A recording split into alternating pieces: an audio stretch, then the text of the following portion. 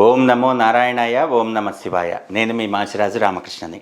ఈరోజు వాస్తు ధర్మ సందేహాలు కార్యక్రమంలో మనం గృహ నిర్మాణము అనేటువంటిది ఒక స్థలంలో చేపట్టినప్పుడు ఆ యొక్క స్థలానికి పదం నిర్ణయించటం, అదేవిధంగా గృహానికి పదం నిర్ణయించటం, దానిలో రాజవీధికి తగ్గట్టుగా మెట్లు అనేటువంటివి ఎక్కడ ఉండటం, అదేవిధంగా లిఫ్ట్ అనేటువంటిది ఎక్కడ ఉండటం, ఎక్కడి నుండి ఎక్కడి వరకు డ్రైనేజ్ తీసుకోవటం, డ్రైనేజ్ అనేటువంటిది ఎలా బయటకు వెళ్ళటం, అదేవిధంగా పిట్స్ గురించి, సంపు గురించి, బోరు గురించి ప్రతి ఒక్కటి కూడా మనం ఎలా తీసుకుంటున్నాము, ఎలా అంచనా వెయ్యాలి, ఏది చేస్తే బాగుంటుంది, ఏది చేస్తే బాగోదు, ఏది ప్రామాణికము, ఏది మిత్తు, ఏది ఫ్యాక్టు, ఇవన్నీ కూడా మనం తెలుసుకోబోతున్నాం.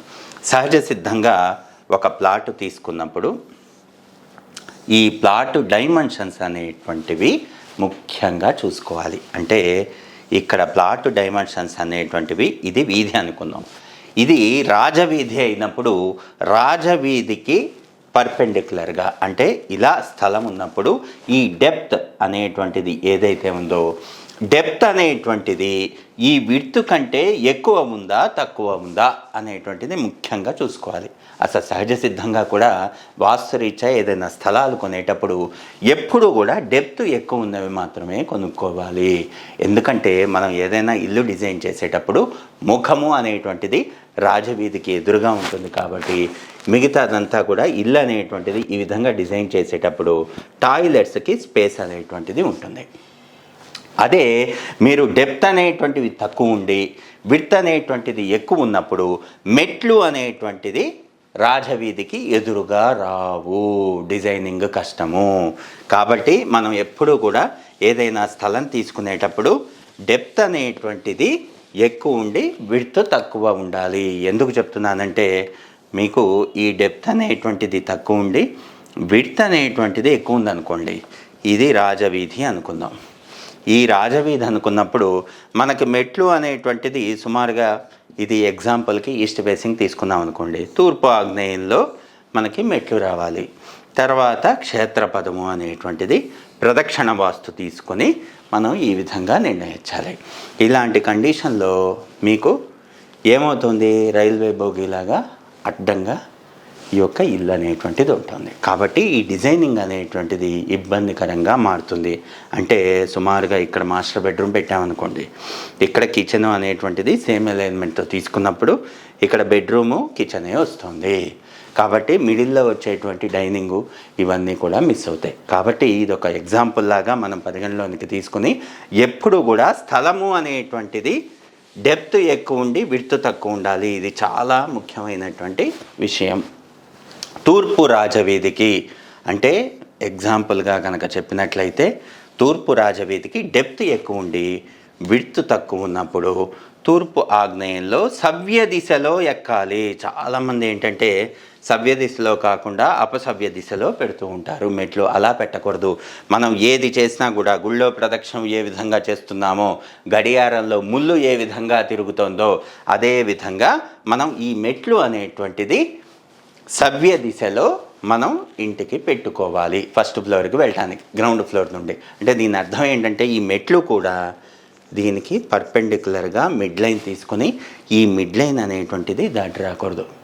చాలామంది ఏంటంటే ఇక్కడ లిఫ్ట్ పెట్టేటప్పుడు కానివ్వండి, స్టెప్స్ పెట్టేటప్పుడు కానివ్వండి, లిఫ్ట్ మిడ్ ల్యాండింగ్ తీసుకొని ఈ స్టెప్స్ అనేటువంటివి ముందుకు దాటిచ్చేసి తీసుకుంటున్నారు. అలా పొరపాటున కూడా చేయకూడదు. మనం ఏదైనా తీసుకున్నప్పుడు ఈ యొక్క స్థల గర్భం నుండి 16 డైరెక్షన్లు పెట్టుకోవాలి. ఈ 16 డైరెక్షన్లు పెట్టుకున్నప్పుడు మనం ఈ యొక్క స్టెప్స్ అనేటువంటిది వెయిట్ ఇంబ్యాలెన్స్ అవ్వకూడదు. ఇదంతా ఎందుకు చెప్తున్నాము అంటే ఏదైనా స్థలం తీసుకున్నప్పుడు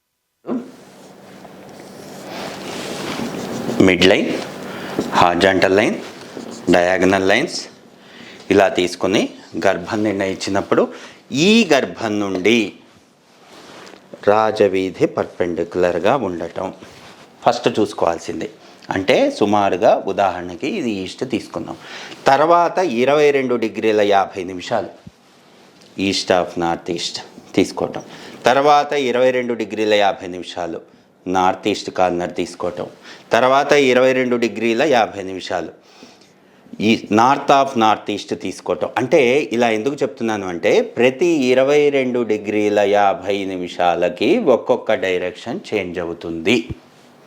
ఇక్కడ మనం కంపాస్లో తీసుకునేటువంటి డైరెక్షన్ అంటే ఎగ్జాక్ట్గా మనం ఈ యొక్క స్థల గర్భం నుండి అదేవిధంగా దీనికి పర్పెండిక్యులర్గా సైంటిఫిక్ కంపాస్తో చూసినప్పుడు ఈ ఈస్ట్ అనేటువంటిది ఎగ్జాక్ట్గా ఇలా నార్త్ చూపించకపోవచ్చు. అలాంటప్పుడు ఎన్ని డిగ్రీలు డీవియేట్ అయ్యిందో అన్ని డిగ్రీలు మెన్షన్ చేసుకుని దీన్ని మనం డ్రాయింగ్ చేసేటప్పుడు ఆ డైరెక్షన్ని ఎగ్జాక్ట్గా ఇన్ని డిగ్రీల్లో పెట్టుకొని ఆ యొక్క డిజైనింగ్ చెయ్యాలి. అది ఎప్పుడు చెయ్యాలి? చాలా జాగ్రత్తగా ఆలోచన చేయాలి. అసలు కంపాస్ని బట్టి తిరిగిన దాన్ని బట్టే మనం ఈ యొక్క డిజైనింగ్ చెయ్యాలా, లేకపోతే ఒక దిక్కుకి ప్రామాణికంగా తీసుకొని చెయ్యాలా అనేటువంటిది ఇక్కడ బాగా అర్థం చేసుకోవాలి. అందుకే గృహగణితము అన్నారు. గృహగణితము అనంటేటువంటిది ఏంటంటే మనం ఏదైనా దిగ్మూఢం ఉన్నప్పుడు అంటే ఈ 22°50 కంటే కూడా ఎక్కువ తిరిగి ఉందనుకోండి స్థలం, దాన్ని దిగ్మూఢము అన్నారు. దిక్కు ఉండాల్సిన పొజిషన్ కంటే మూఢం చెందటం అంటే డీవియేట్ అవ్వటం, బల్జ్ అవ్వటం. అలా ఉన్నప్పుడు మనం ఏ విధంగా డిజైన్ చేయాలి అంటే మనం కూడా ఇల్లు తిప్పి కట్టుకోవాలా అంటే ఈస్ట్ ఫేసింగ్ అంటారు. కానీ సూర్యుడు ఉదయించడం ఎక్కడో నార్త్ ఈస్ట్ కార్నర్ నుండి సూర్యుడు ఉదయిస్తాడు. అలాంటి కండిషన్లో ఎలా కట్టుకోవాలి? చాలామందికి సందేహం. నాకు ఈ విధంగా ఉందండి, ఎలా చేయాలి అనేటువంటిది ప్లానింగ్ అడుగుతూ ఉంటారు. ఇలాంటి కండిషన్లో ఏం చెయ్యాలి? అందుకే మనం ఆయం కట్టటము అన్నారు.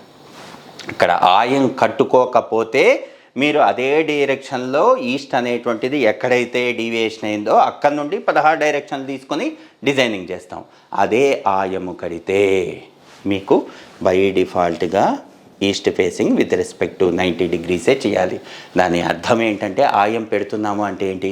ఒక దిక్కుకి ప్రామాణికంగా ఈ గృహగణితం చేసి గృహయోని అనేటువంటిది మనం ఇక్కడ నిర్ధారిస్తున్నాం. ఇలా నిర్ధారించినప్పుడు ఏమవుతుంది? ఈ దిక్మూఢము అనేటువంటిది ఎరాడికేట్ అవుతుంది. ఈ దిక్మూఢము అనేటువంటిది కాంపెన్సేట్ అవుతుంది.